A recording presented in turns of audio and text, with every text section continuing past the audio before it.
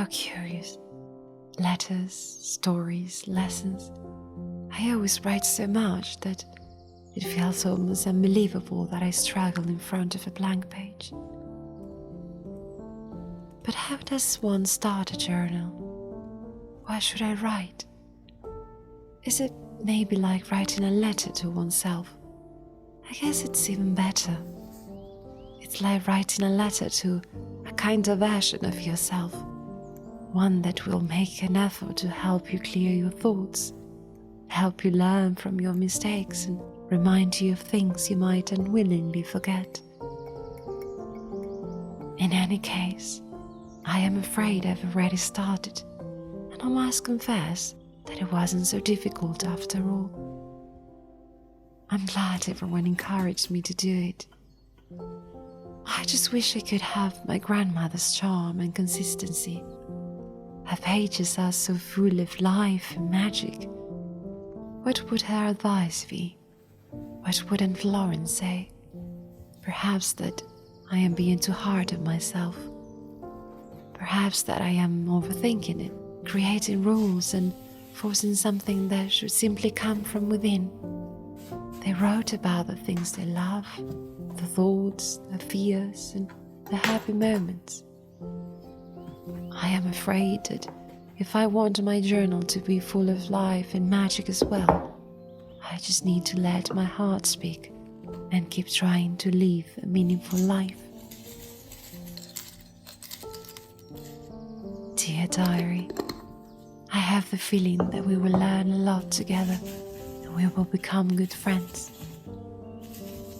Let me tell you a nice story of a weekend in the life of ordinary girls with extraordinary dreams.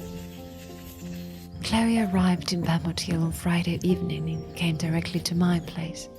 We had dinner together and went to bed quite early.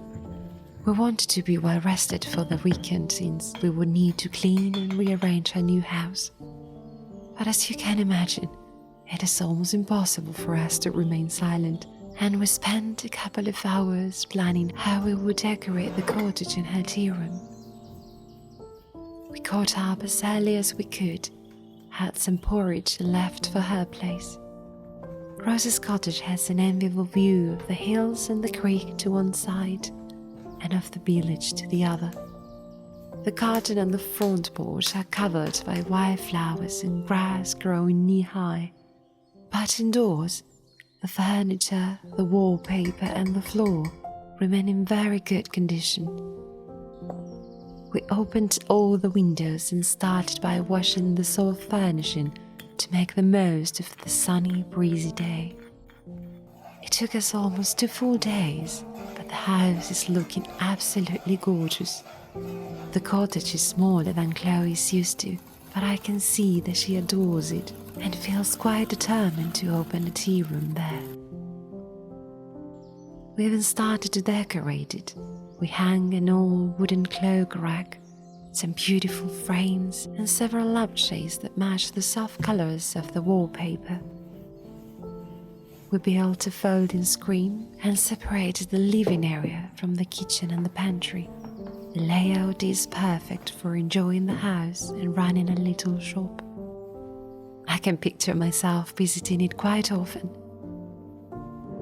We didn't have time to walk on the garden, but we have plenty of ideas for it. Roman will most likely help us prepare the soil and plant new seeds after the spring party. There is a lot going on at the moment.